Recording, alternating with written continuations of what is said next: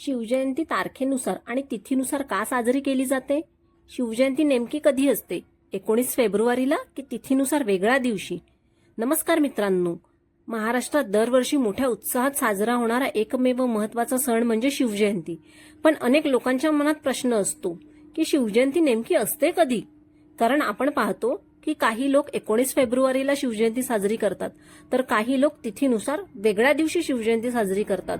मग हा फरक नेमका का आहे? चला तर मग यामागचा इतिहास समजून घेऊया.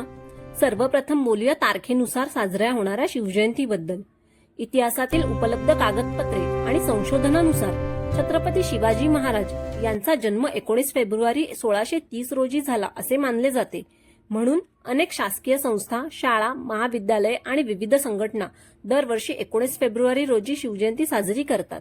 तसेच या दिवशी संपूर्ण महाराष्ट्रात मोठ्या प्रमाणावर कार्यक्रम आयोजित केला जातो. शिवाजी महाराजांच्या पुतळ्याला अभिवादन केले जाते, मिरवणुका काढल्या जातात आणि त्यांच्या कार्याची आठवण करून दिली जाते. याच दिवशी शासकीय सुट्टी देखील जाहीर केलेली असते. आता पाहूया तिथीनुसार साजरा होणाऱ्या शिवजयंतीबद्दल. हिंदू पंचांगानुसार शिवाजी महाराजांचा जन्म फाल्गुन महिन्यातील कृष्ण पक्ष तृतीया या तिथीला झाला असे मानले जाते. पंचांग हे सूर्य आणि चंद्राच्या गतीवर आधारित असल्यामुळे तिथी दरवर्षी बदलत असते. म्हणूनच तिथीनुसार साजऱ्या होणाऱ्या शिवजयंती दरवर्षी वेगवेगळ्या तारखेला येतात. कधी ती मार्च महिन्यामध्ये येते तर कधी फेब्रुवारीच्या शेवटी येते.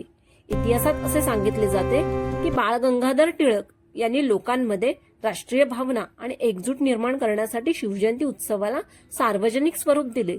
त्यामुळेच शिवजयंती साजरी करण्याची परंपरा अधिक मोठ्या प्रमाणावर सुरू झाली. काळानुसार इतिहास संशोधन वाढले आणि जन्मतारखेबद्दल विविध मतप्रवाह पुढे आले. काही इतिहासकारांनी 19 फेब्रुवारी 1630 ही तारीख स्वीकारली, तर काही जणांनी तिथीनुसार जन्मदिवस साजरा करण्याची परंपरा कायम ठेवली. म्हणूनच आज आपण पाहतो की महाराष्ट्रात शिवजयंती दोन प्रकारे साजरी केली जाते. एक तारखेनुसार 19 फेब्रुवारीला आणि दुसरी तिथीनुसार फाल्गुन कृष्ण तृतीया या दिवशी. पण शेवटी सर्वात महत्वाची गोष्ट ही आहे की तारीख कोणतीही असो किंवा तिथी कोणतीही असो, आपल्या मनातला आदर आणि अभिमान कायम आहे त्या महान राजाबद्दल, ज्यांनी स्वराज्याची स्थापना केली, ज्यांनी न्याय, धैर्य आणि दूरदृष्टीने कारभार केला. ते म्हणजे महान योद्धा, आदर्श राजा छत्रपती शिवाजी महाराज. त्यांच्या आयुष्यातून आपल्याला अनेक गोष्टी शिकायला मिळतात. धैर्य, नियोजन, लोकांबद्दलची जबाबदारी आणि स्वाभिमान. म्हणूनच शिवजयंती हा फक्त एक सण नाही, तर तो प्रेरणेचा आणि स्वाभिमानाचा दिवस आहे. शिवाजी महाराजांचा इतिहास आपल्याला शिकवतो, परिस्थिती कितीही कठीण असली तरी धैर्य, बुद्धी आणि जिद्द असेल तर स्वराज्य उभं करता येतं. बोला छत्रपती शिवाजी महाराज की जय.